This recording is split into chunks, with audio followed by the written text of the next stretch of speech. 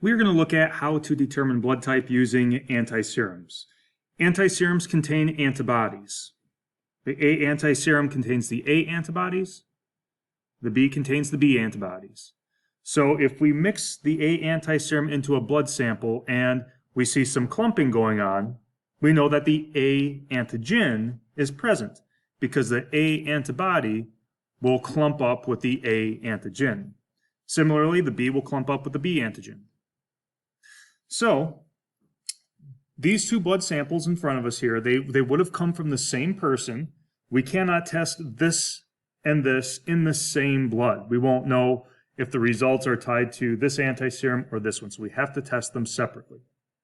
So let's add in some of our antiserums. Let's see what we come up with here. We'll do a couple examples together. We'll put some of the A antiserum in. We'll put some of the B antiserum in. And we got to mix these up. We'll see what we come up with.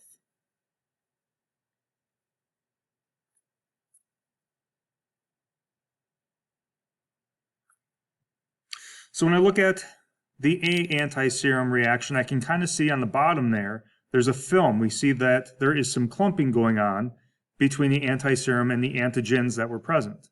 So I know that whatever blood type this is, I know that it has the A antigen. Let's see if it has the B antigen. This blood sample is still very, very fluid. So I know that there is no B antigen. So I know, based on this reaction, the blood type for this person, it is type A blood. However, there are two possible genotypes that would give me this result. I could have two copies of the A allele, or it is possible that I have a heterozygote with the recessive O.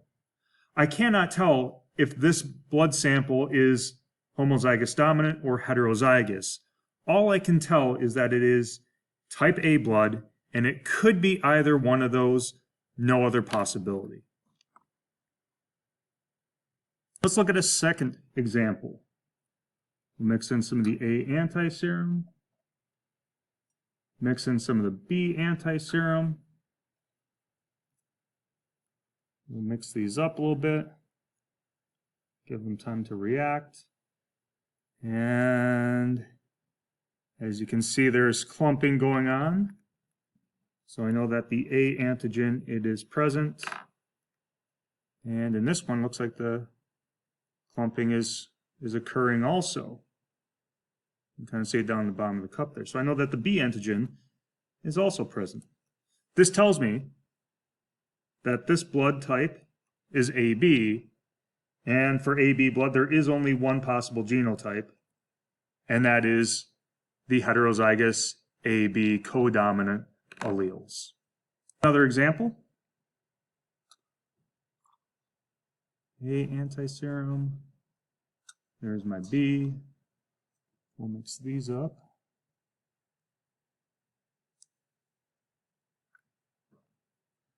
And as you can see, really no reaction there.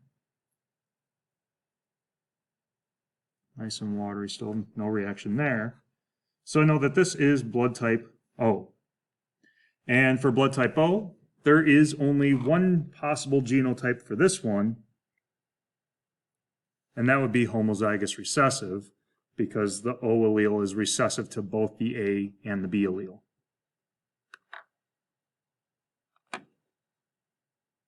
Okay, and we'll do one more. Mix in the A antiserum.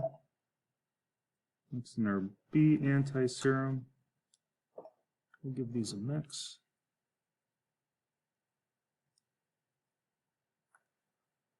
And no reaction with the A antiserum. B antiserum, definitely some clumping going on there. So I know that the B antigen is present, meaning I have type B blood.